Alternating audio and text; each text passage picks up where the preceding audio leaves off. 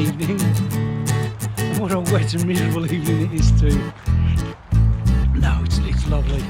And besides, if you've got a channel called Out and About, you can't really stay indoors, can you, when you've got the opportunity to get out? So yeah, gonna go and do some setups and see how we get on. Going for a bit of a urban stealth camp tonight. So normally when I go out, I try and find the most remote spot and then hide myself away. Don't have to worry about making a bit of noise and all the rest of it. This isn't quite that remote. In fact, it's quite unremote. So yeah, be an interesting one.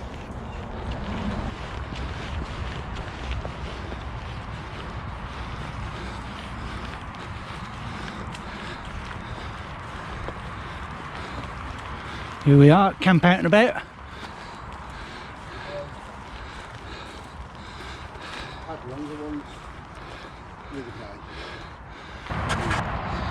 So I'm thinking of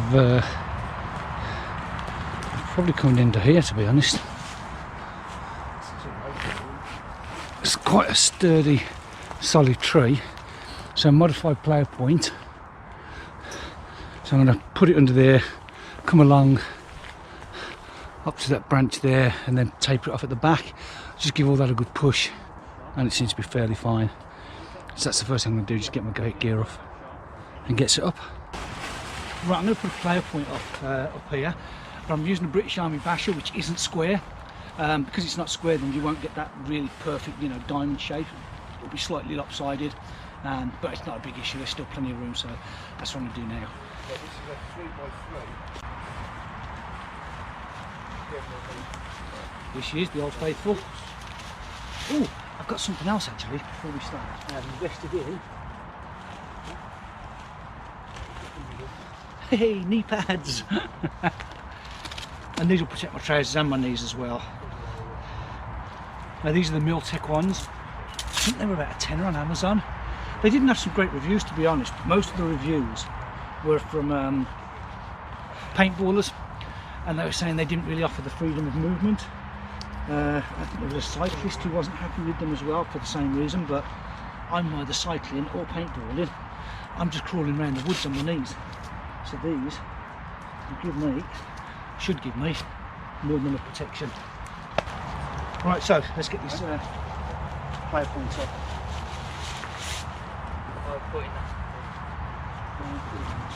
So here's the tar. British Army Basha. And I'm coming in.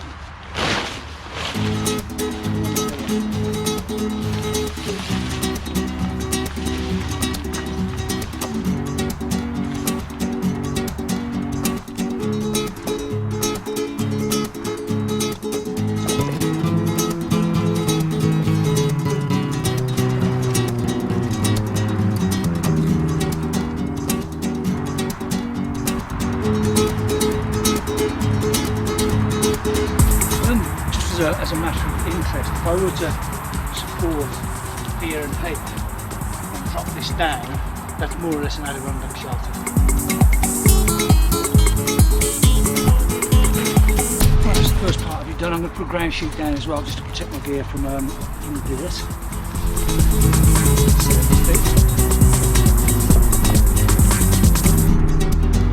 Just having a bit of a rethink. I might drop this down a lot more and put a stick here. So fixed it up to the tree. That's what I'm going to do. So here we go, modified plough point with the British Army Basha.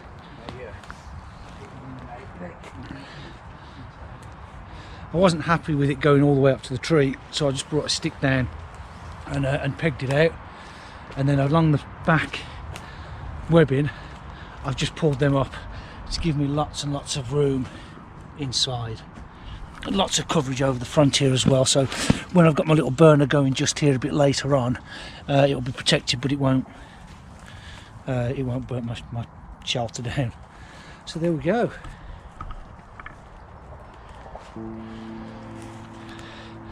Level 5.0. So Kieran will be staying under here.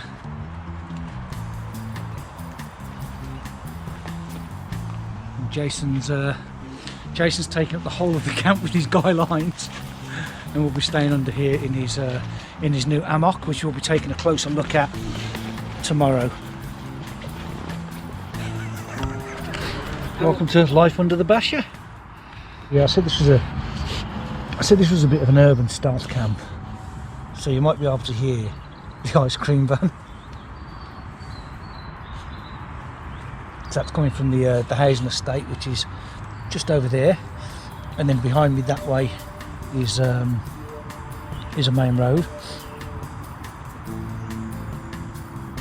Should be an interesting one though. The sun's not due to go down for another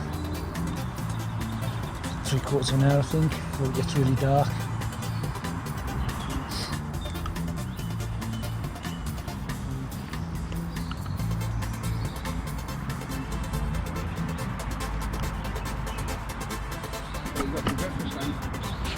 Have you bought breakfast, have you? I'll probably have shuddies when I get back home.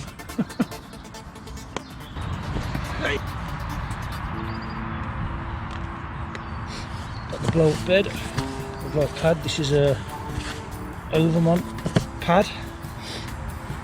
One of those with the pump to inflate pads.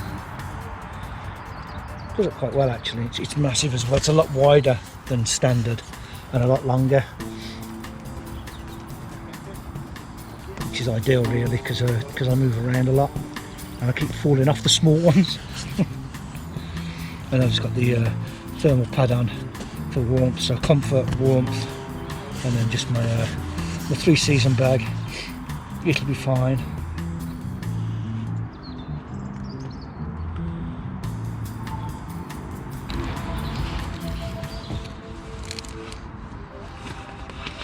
It's quite dark now. Biscuits and whiskey.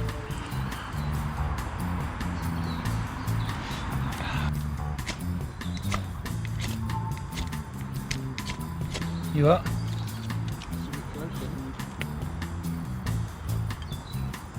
Nope.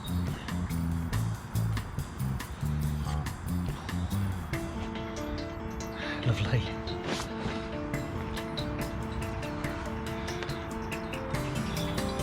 Just a bit of flame, bit of light.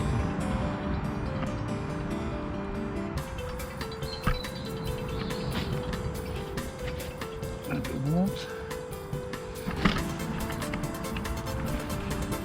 That is throwing a surprising amount of heat my way.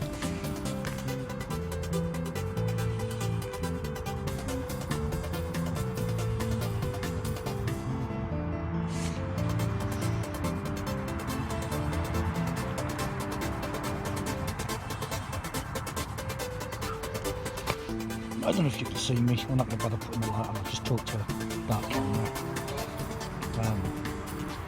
I think we know it's a bit odd to most people that we come out and we do this, but I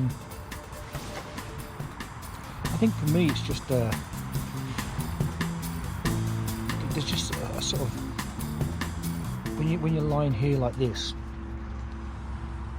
and there's no walls and you know you're just on the ground and all the rest of it, there's that sort of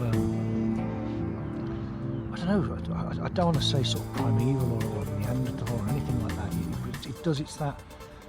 It's that raw back to nature sort of feeling that you get. And the only thing that you're thinking about, you're not.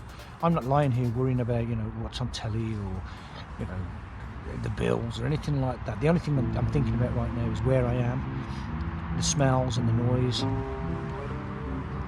and not in a bad way. I'm not worrying about it. It's just very, very comfortable. You just sit here and you're watching.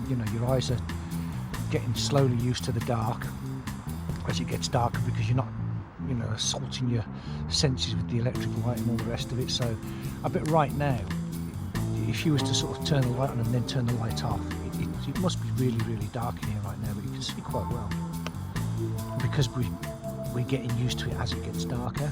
It's the way our eyes evolve to work. in a short while it's going to be really, really dark. And all you'll hear is the rain hitting the leaves, and it's a great place to be at night. Jay's going to take some flash photography now, fuck up all of our night vision.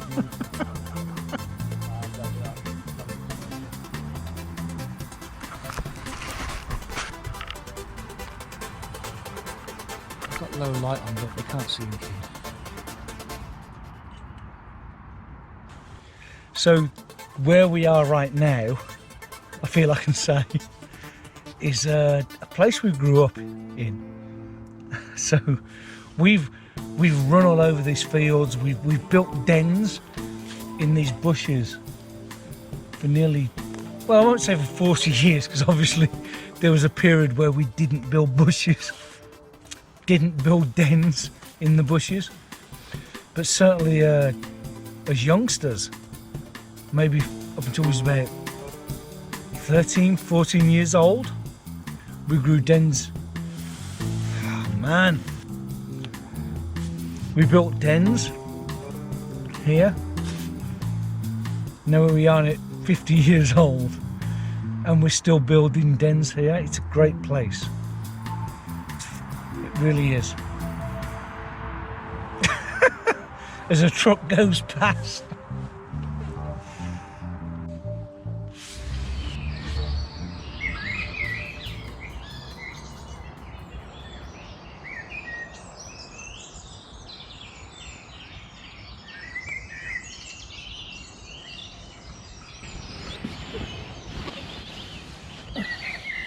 Good morning. -1 last night, and I felt it. It was cold.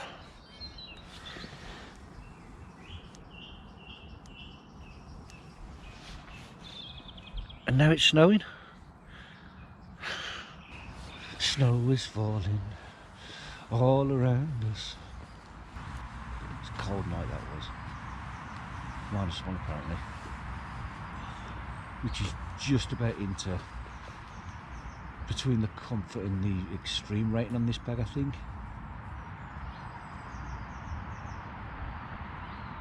I was aware that it was cold.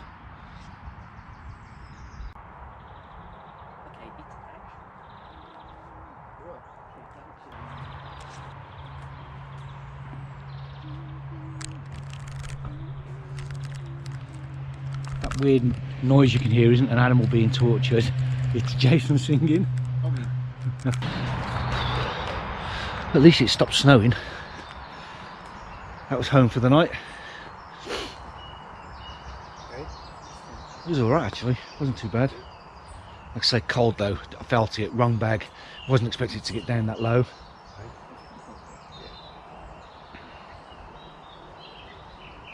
Brew on, time for coffee, get ourselves nice and warm, and then we can pack up before the early morning dockers get here. Sorry, dog walkers.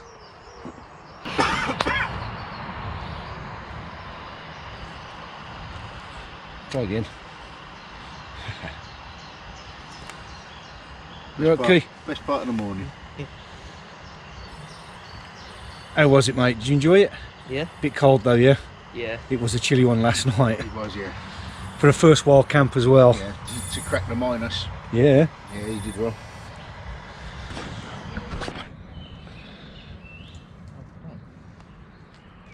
Not bothering with breakfast this morning, too close to home to worry about all that, so just a quick brew, wake the day up, I'll wake up for the day, and then break camp and get out of here.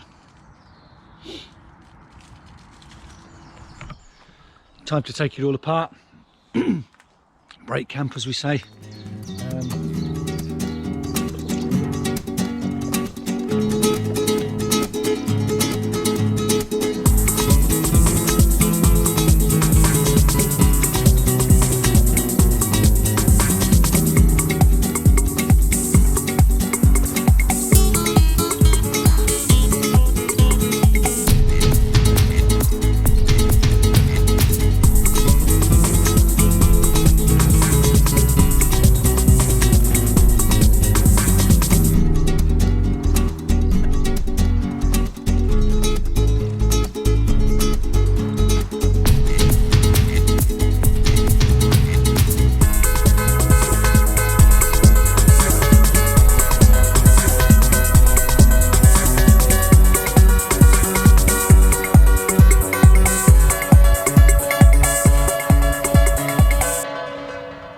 honest with you, I didn't think we'd be joining the Sub-Zero Club again this year. I thought that was something we was going to have to wait till next winter.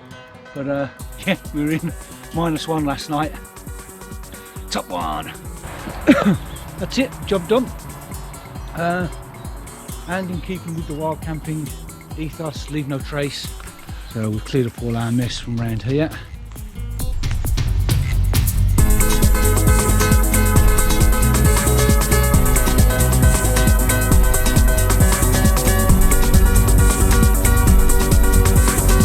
I'll go back 2 mile walk now, get back home, have some breakfast. Good night. And I'll keep saying it was bloody cold.